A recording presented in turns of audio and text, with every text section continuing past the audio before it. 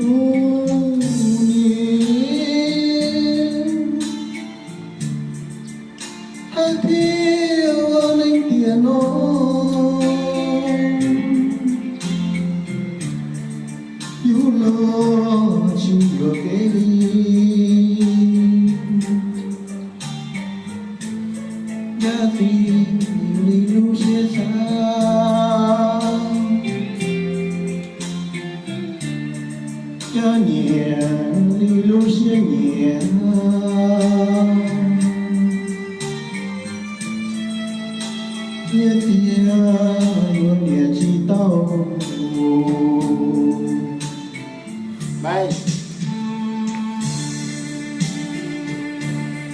Em lòng ơi.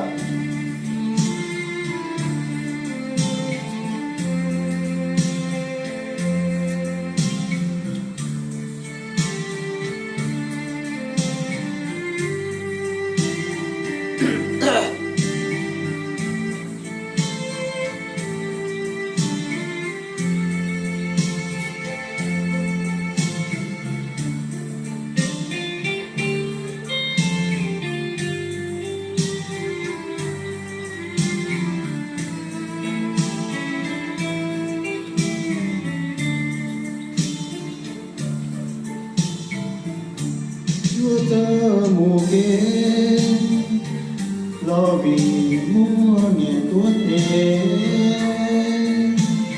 đưa ta hai luôn lo mua thì qua tu kia thì mua tu trên nhẹ có mua cụ cho xin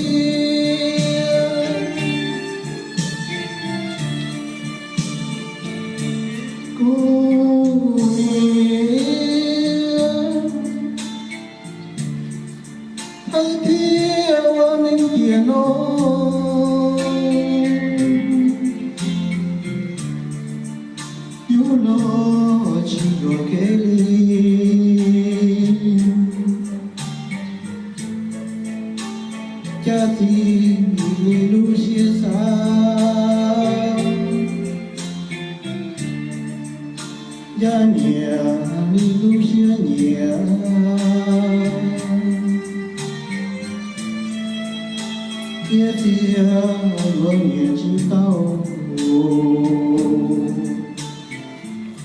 Xong. Đến bài nào?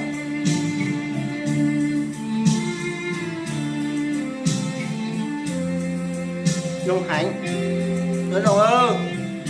Cái kia là cổng của mà chồng tao đó.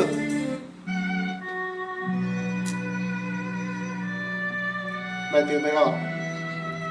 À. Bài nó có chút phổ áp.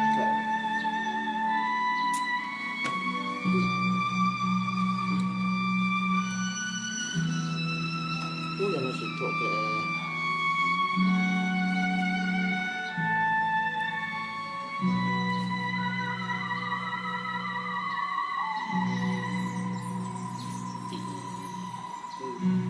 Tỏ có nhỏ cho tìa tư nè. Có chút phổ có.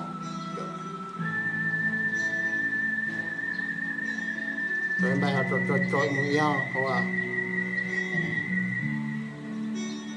Bài còn trôi từ đi thì như vậy. Bài nó xem cả đầu kế đấy mày là nó cái múa này nó từ đây.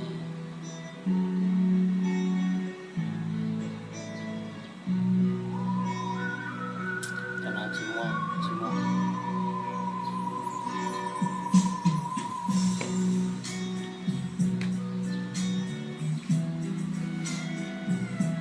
Đây.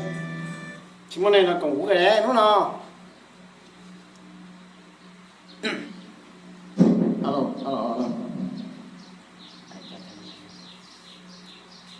lo chỉ được cái đi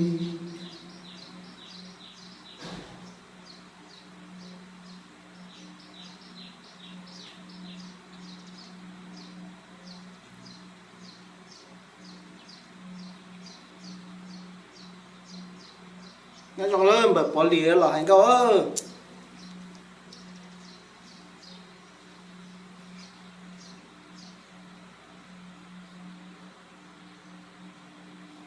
Bài à chị không phổ bài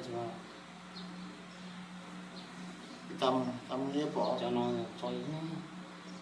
có cho họ à họ ý để mình do họ ý đấy họ cho có tài lòng thì mới mấy tuổi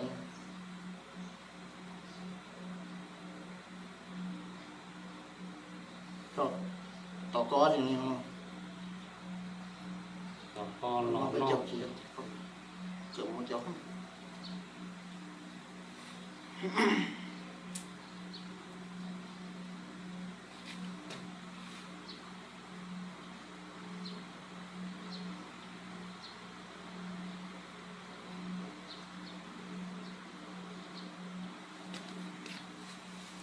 thu ta